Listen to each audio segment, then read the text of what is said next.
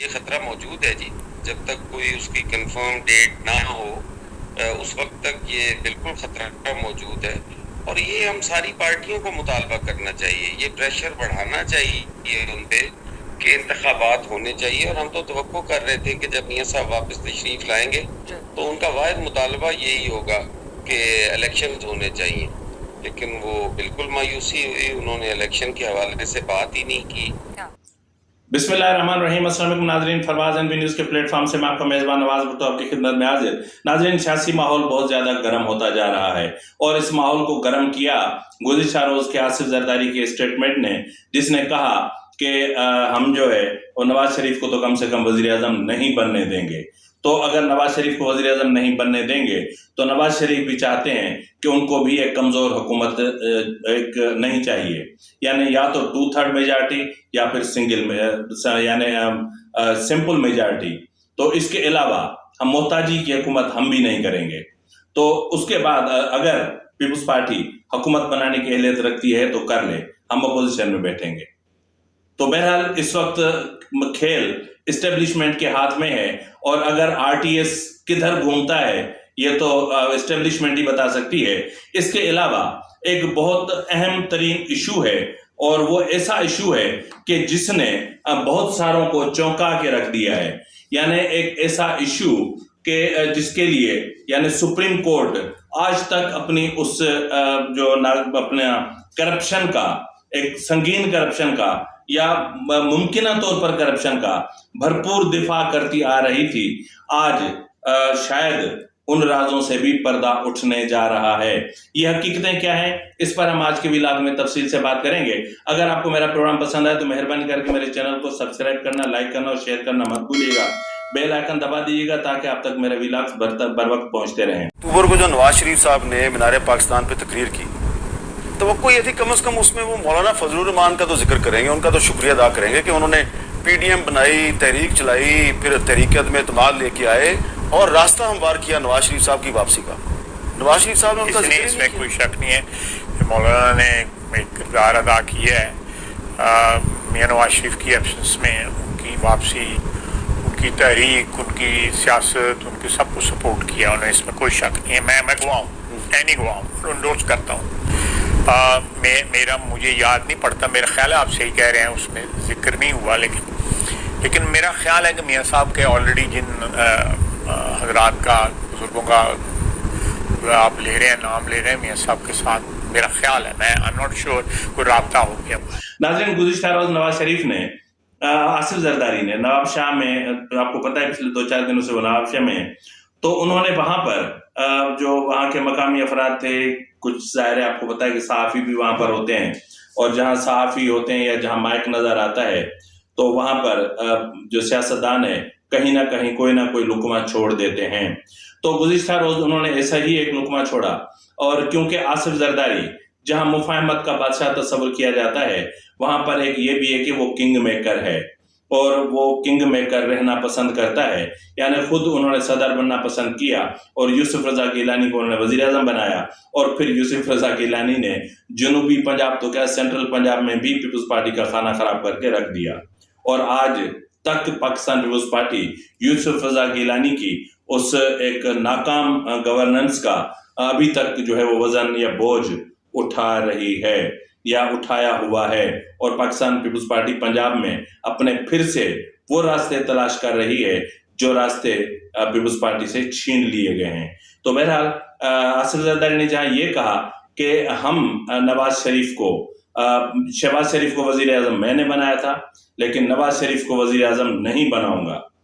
اور وزیر اعظم Pakistan Peoples party سے ہوگا، یعنی بلاول بھٹو سے ہوگا. اور بلاول بھٹو سے اس لیے ہوگا کہ ان کی ٹریننگ کروانی تھی، اور 1.5 سال تک انہوں نے ٹریننگ کی، 16 ماہ تک وزیر خارجہ کے طور پر. اور ان کو ان کے دنیا کے مختلف ممالک کے ساتھ جس طرح کے تعلقات بنے ہیں، اور جو باہر کے معاملات ہیں ان کو کس طرح دیکھنا ہے، تو اس پر بھی جو ہے وہ ظاہر ہے کہ بلاول بھٹو زرداری کو اب آصف زرداری وزیر اعظم کی شکل میں دیکھنا چاہتے ہیں. اور میں سمجھتا ہوں کہ اللہ تعالیٰ ان کو زندگی دے اور سب کو زندگی دے، اور سب کو اللہ تعالیٰ اپنے حفظ و امان میں رکھے. لیکن میں چاہتا ہوں کہ یہ آصف زرداری کی یہ شاید آخری خواہش ہے کہ جاتے جاتے میں اپنے بیٹے کو، کیونکہ عمر کے وہ اس حصے میں پہنچ چکے ہیں اور کچھ امراض بھی ایسے لاحق ہیں، تو وہ چاہ رہے ہیں کہ وہ اپنے بیٹے کو وزیر اعظم دیکھیں. تو اس کے لیے پھر اسٹیبلشمنٹ سے جو کچھ کرنا پڑے، جتنی گٹھ جوڑ کرنی پڑے وہ کریں گے. تو بہرحال اس وقت پاکستان پیپلز پارٹی اپنے وجود کی بقا کی جنگ لڑ رہی ہے، تو اس وقت نون لیگ جو ہے وہ اپنی نشستیں بچانے کی جنگ لڑ رہی ہے. تو تیسری طرف اسٹیبلشمنٹ مختلف قسم کے کھیل کھیل رہی ہے. کبھی نون لیگ کو آگے لانے کی کوشش کر رہی ہے، تو کبھی یہ کہتے ہیں کہ جی پی ٹی آئی کے لیے لیول پلینگ فیلڈ موجود ہے اور پی ٹی آئی بلے کے نشان پہ الیکشن میں حصہ لے گی اور اس کے لیے میدان کھلا ہوگا. اب اگر پی ٹی آئی کے لیے بھی میدان کھلا ہوا تو پھر استحکام پارٹی پاکستان کا کیا بنے گا، اور ادھر کے پی میں جو ہے وہ پی ٹی آئی پی اور اسد کیسر گروپ کا کیا بنے گا، یہ کوئی نہیں جانتا. اب اس وقت معاملہ لے دے کے بلوچستان تک پہنچا ہوا ہے. تو ایک طرف جہاں جو ہے وہ گزشتہ روز اپنا چیئرمین سینٹ صادق سنجرانی نے ملاقاتیں کی، کچھ اہم ملاقاتیں تھی وہ، اور یہ کوئٹہ میں انہوں نے ملاقاتیں کی ہیں. انہوں نے ملاقات کی سابق صوبائی وزراء عبدالرحمان کھیتران، مسعود لونی، محمد خان، عثمان خیل اور نور محمد دومڑ، مجیب محمد حسنی اور محمد خان لیڑی اور ربابہ بلیدی اور کریم نو شیروانی اور دوستانہ ڈومکی اور کریم زرکون، سحر گل خلجی سمیت دیگر کے ہمراہ جو انہوں نے ملاقاتیں کی. اور یہ جو ہیں، جبکہ جام کمال خان سمیت دیگر شخصیات کو بھی نون لیگ کے معاملات طے ہو چکے ہیں، اور یہ لوگ تمام جلد یعنی جعفر مندوخیل کے مطلب وہاں ایک پروگرام ہوگا جس میں مریم نواز اور نواز شریف ہوں گے، اور یہ لوگ پی ایم ایل این میں شمولیت اختیار کریں گے. جبکہ آپ کو پتا ہے کہ ابھی 2 روز پہلے ہی جام کمال خان جو ہے وہ اپنا میرے خیال میں نوابزادہ عامر مگسی وہ ملاقات کر کے گئے بلاول بھٹو زرداری سے. تو اس وقت جو معاملہ ہے وہ یہ ہے کہ پیپلز پارٹی جنوبی پنجاب کو محفوظ کرنا چاہتی ہے. اس کے لیے ان کا جو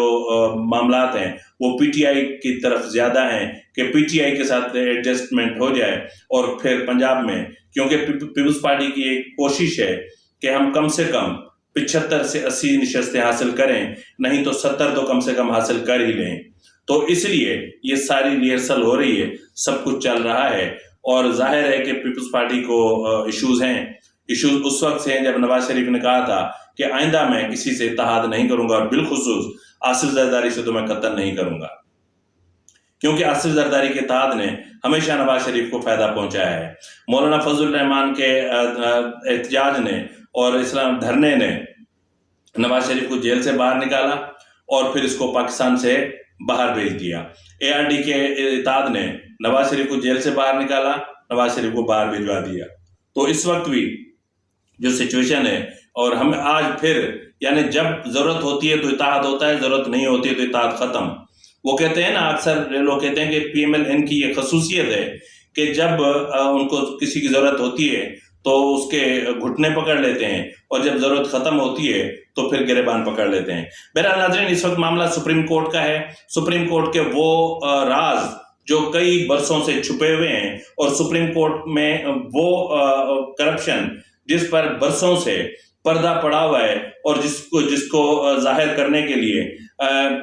سپریم کورٹ قطعی طور پر تیار نہیں ہے. تو ایسی صورتحال میں اب ایک شخص ہیں جس کا نام ہے جی احمد علی صاحب. انہوں نے آئین کے آرٹیکل 19A کے تحت یعنی رائٹ ٹو انفارمیشن کے حوالے سے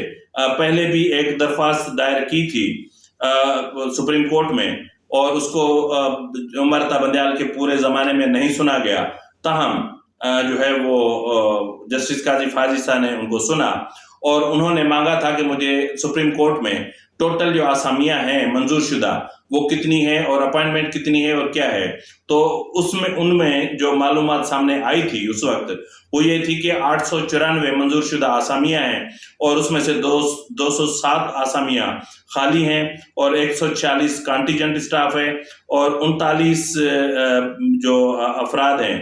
یعنی ایک جج کے ساتھ 49 بندے کام کریں گے، یعنی 139 نائب قاصد ہیں اور 47 ڈرائیور ہیں اور 84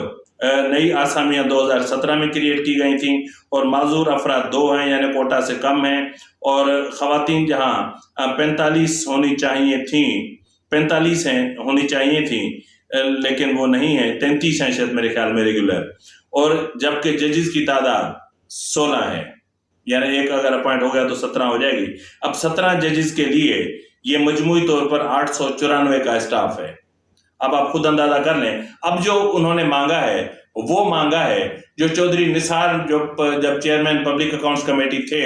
انہوں نے جب سپریم کورٹ سے کہا تھا کہ آپ اپنی آڈٹ پہ راز لے کر آئیں اور ہم دیکھنا چاہتے ہیں کہ سپریم کورٹ کی آڈٹ کیسے ہوئی ہے اور کتنا بجٹ دیا گیا اور بجٹ کس طرح خرچ ہوا، کیونکہ سپریم کورٹ کو جتنا بھی بجٹ دیا جاتا ہے وہ بجٹ پورے کا پورا خرچ کرتے ہیں جبکہ اس بجٹ میں کچھ بھی وہ بچا کر واپس نہیں بھیجتے. تو بہرحال اب جو ہے وہ احمد علی صاحب نے آرٹیکل 19A یعنی اطلاعات تک رسائی کے قانون کے آئین مطابق ایک درخواست جو پہلے سے ان کی وہاں پر دائر تھی 2021 سے زیر التوا تھی اس کے حوالے سے ایک درخواست اور دی ہے کہ جی میری اس درخواست پر فیصلہ کیا جائے اور مجھے 2015 سے گزشتہ جو موجودہ مالی سال ہے یہاں تک کہ جو آڈٹ آپ کی ہوئی ہے تمام آڈٹ کی تفصیلات اور آڈٹ پیراز مجھے فراہم کی جائیں. چودھری نثار جب اپنا پبلک اکاؤنٹس کمیٹی کا چیئرمین تھا تب انہوں نے بھی یہی مانگا تھا اور اسی طرح جو چیئرمین اپنا اس کے جو رجسٹرار تھے سپریم کورٹ کے وہ آئے اور انہوں نے کہا کہ سر جی آپ آگ سے مت کھیلیں، آپ کو پتہ نہیں ہے کہ سپریم کورٹ ہولی کاؤ ہے، آپ ادھر اس طرف مت دیکھا کریں. اور اس کے بعد معاملہ ٹھنڈا پڑ گیا. پھر اسی طرح ایک اور پبلک اکاؤنٹس کمیٹی کے چیئرمین آئے نور عالم خان صاحب، وہ تو بڑے جی دبنگ طریقے سے تیری خیر یہاں پہ آڈٹ پیراز رکھو، آڈٹ پیراز آنی چاہیے، نہیں تو پھر یہ ہوگا پھر وہ ہوگا. اور پھر یہ ہوا کہ پارلیمنٹ کی مدت ختم ہو گئی لیکن ان کو آڈٹ پیراز نہیں ملی. یہی وہ آڈٹ پیراز ہیں جس میں سارے راز چھپے ہوئے ہیں کہ کہاں کہاں پر پیسہ خرچ ہوا، یہ اربوں روپے یہ کہاں جاتے ہیں، کہاں خرچ ہوتے ہیں. یہ بجٹ ان کا کبھی تو لیپس ہو کہ بھئی 2-4 کروڑ لیپس ہو جائیں جو واپس چلے جائیں کہ جی خرچ نہیں ہو سکے، لیکن ایسا نہیں ہوتا. یہاں پر ہوتا یہ ہے کہ اضافی مانگ لیا جاتا ہے. تو اب انہوں نے نہ صرف آڈٹ پیراز مانگی ہیں بلکہ انہوں نے کہا ہے کہ یہ بھی بتایا جائے کہ یہ آڈٹ کس نے کیا ہے، آڈیٹرز کون تھے اور کس کس سال میں کون کون سا آڈیٹر تھا اور آڈٹ کے لیے کون سی آڈٹ فارمز کی خدمات حاصل کی گئیں. ان تمام آڈٹ فارمز کی تفصیلات بھی فراہم کی جائیں، آڈیٹرز کی تفصیلات بھی فراہم کی جائیں اور پھر آڈٹ پیراز بھی فراہم کی جائیں. اور اگر یہ پنڈورا باکس کھل گیا تو پھر میں سمجھتا ہوں کہ سپریم کورٹ میں اس وقت تک جو اربوں روپے کی معاملات اور اربوں روپے کی جو لین دین یا اربوں روپے کے جو معاملات اوپر نیچے ہوئے ہیں وہ سب راز کھل جائیں گے. اب دیکھنا یہ ہے کہ چیف جسٹس قاضی فیاض عیسیٰ یہ کرتے ہیں کیونکہ ان کو تو کوئی نقصان نہیں ہونا، وہ تو ابھی آئے ہیں، وہ دے دیں گے تو پھر پچھلے بھگتیں گے. بہرحال یہ ہونا چاہیے، یہ پبلک ہونی چاہیے. ڈیفنس کی آڈٹ پیراز بھی پبلک ہونی چاہیے. پتہ ہونا چاہیے کہ جو عوام پیسہ خرچ کرتے ہیں وہ کہاں خرچ ہوتا ہے، جو عوام پیسہ ٹیکس کی صورت میں ادا کرتے ہیں وہ خرچ کہاں ہوتا ہے، کیا کیا کیا جاتا ہے. اس طرح تو نہیں کہ سندھ پولیس والے جو ہے وہ ٹین کے ڈبوں کی جو ہے وہ لے کر آتے ہیں بختر بند گاڑیاں کہ جن کو جو ہے وہ ریوالور کی گولی، پسٹل کی گولی بھی ان سے پار ہو جاتی ہے اور ڈاکو جب فائرنگ کرتے ہیں تو 5 پولیس کے جو اہلکار ہیں وہ APC کے اندر مر جاتے ہیں. ان میں SHOs DSP رینک کے بندے ہوتے ہیں. لیکن ایسا بھی نہیں ہونا چاہیے کہ وردیاں خریدنے پر करोड़ों रुपए खर्च हो जाएं। ऐसा भी नहीं होना चाहिए कि जिस तरह सिंध पुलिस के जो आला अफसरान हैं उनकी जो गाड़ियां हैं 1 किलोमीटर पर यानी योमिया 1 से 1.5 लाख रुपए का पेट्रोल खर्च करती हैं। आप इनका कभी पेट्रोल का बजट तो निकाल कर देखें, इनका पीओएल का बजट कितना है, ऑफिसर कितने हैं और इनके पास कितनी गाड़ियां होनी चाहिए, किस किस के पास गाड़ी होनी चाहिए और कौन कौन गाड़ी इस्तेमाल कर रहा है। तो बहरहाल ये ऑडिट पैराज हैं। ऑडिट पैराज जब सामने आएंगी तो समझ लें कि सुप्रीम कोर्ट के साबका जजेस का सारा असली चेहरा आवाम के सामने होगा और होना चाहिए। फिल वक्त के लिए इतना ही, मिलते हैं अगले प्रोग्राम में, तब तक इजाजत दीजिए। फी अमानिल्लाह।